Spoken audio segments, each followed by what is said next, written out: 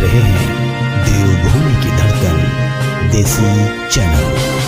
तो गरसा घाटी के जेष्टा गांव के लक्ष्मी नारायण के सभी हारियान उपायुक्त कुल्लू के द्वार पहुंचे। वहीं जेष्टा गांव के लक्ष्मी नारायण देवता के भंडारी और हरियान देवेंद्र ने कारदार सर्वदयाल के खिलाफ आरोप लगाते हुए कहा कि लक्ष्मी नारायण के कारदार सर्वदयाल पिछले 16 साल से लक्ष्मी नारायण के कारदार हैं और कारदार सर्वदयाल सभी हरियान के ऊपर मनमाने कानून लागू करता है। उन्होंने आरोप लगाते हुए कहा कि कारदार कभी तो हरियाणों को देवता नहीं देता है और कभी बाजा नहीं देता है, और यदि कहीं देवते को किसी के घर जाना होता है तो कारदार सर्वदयाल कहता है कि घर का मुखिया देवता लेने आए। हर दिन नए नए कानून बनाता है। भंडारी ने कहा कि कारदार सर्वदयाल के पास पिछले 16 सालों का कोई हिसाब किताब नहीं है। उसने सिर्फ 52,000 दिए, उसमें भी 7,000 कोषाध्यक्ष से वापस मांगे थे और इन सालों में देवता के आय व्यय का कोई भी लेखा जोखा नहीं है। भंडारी देवेंद्र ने कहा कि पहले भी कुल्लू एसडीएम अमित गुलेरिया से 30 हरियाणों का प्रतिनिधि मंडल मिला था। उसमें भी एसडीएम ने कारदार को समझाया था कि जो आरोप तुम पर लगे हैं उन पर स्पष्टीकरण दो, पर कारदार नहीं दे पाया था। उसके बाद एसडीएम कुल्लू ने कारदार को मंदिर कमेटी बनाने के लिए अनापत्ति प्रमाण पत्र देने को कहा तो उसने एसडीएम साहब को लिखकर दिया है। उन्होंने कहा कि कारदार आज भी मनमानी करता है। सभी गांव वाले अब उसके खिलाफ हो गए हैं।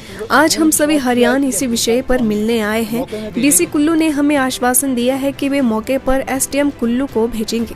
कारदार के ऊपर जो 14 आरोप मंदिर कमेटी के सदस्यों और हरियाणों द्वारा लगाए आरोपों का कारदार के पास कोई स्पष्टीकरण न हो तो वे निश्चित तौर पर निष्कासित किया जाएगा। नाम देवेंद्र भंडारी है। जिस गाँव का मैं हरियाण हूँ।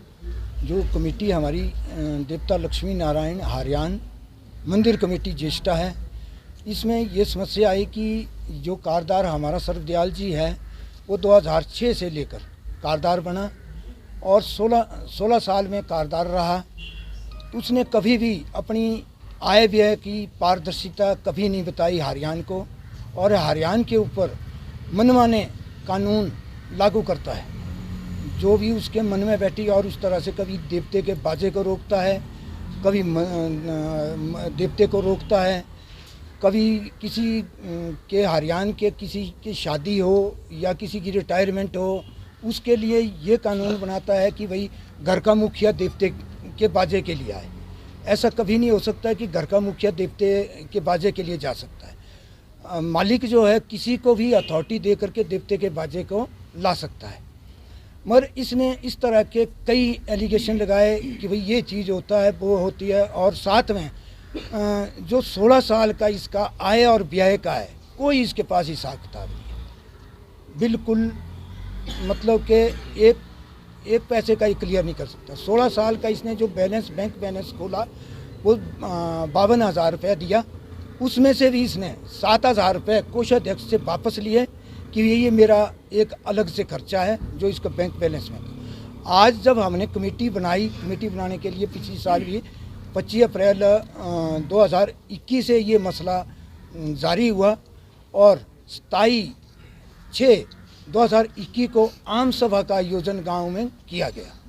जब आम सभा का आयोजन किया गया तो यहाँ डीसी महोदय से मिले, एसडीएम से मिले। एसडीएम साहब जो है 8/7/2021 को अमित गुलेरिया जी आए और उन्होंने सारे मसले देखे। इसके ऊपर हमने 14 आरोप लगाए थे, फाइनेंशियली आरोप भी थे, और जो उसके अपनी मनमानी के जो इसके कानून बनाए गए थे उसके ऊपर भी इसके ऊपर आरोप लगाए हैं, और सारे डॉक्यूमेंट्री हमने एसडीएम साहब को दी। जब एसडीएम साहब ने छानबीन शुरू की, गांव में 220-25 लोग हरियाणा आए थे। एसडीएम साहब ने ये कहा कि भाई बोलो कारदार के हक में कितने लोग हैं, एक ने भी हाथ नहीं उठाया। और जब गांव वाले के एक साइड थे। जब एसडीएम साहब ने इससे रिकॉर्ड मांगा आय व्यय का तो इसके पास कुछ नहीं मिला, और एसडीएम साहब ने 3 ही आरोप पढ़े और 3 आरोप पर ही कारदार को समझाया कि तू इन 3 आरोप से भी नहीं बच पाएगा। हमने तब भी गांव वालों ने इतनी उसके ऊपर ये रखी कि चलो कोई बात नहीं, कमेटी बन जाए, कमेटी बनने की अनापत्ति प्रमाण पत्र दे और कमेटी के साथ ये सही चले। मगर इसने वो काफ़ी देर तक नहीं मानी। जब एसडीएम साहब ने इसको पूरे तरीके से समझाया कि भाई कारदार तू अनापत्ति प्रमाण पत्र दे और कमेटी के साथ तेने सही चलना, और एसडीएम के सामने इसने लिख करके दिया यदि मैं मनमानी करता हूं तो मेरे ऊपर ये 14 आरोप जो लगाए हैं ये दोबारा से उजागर किए जाएंगे। धन्यवाद। जी, बात अगर करें आज आप डीसी कुल्लू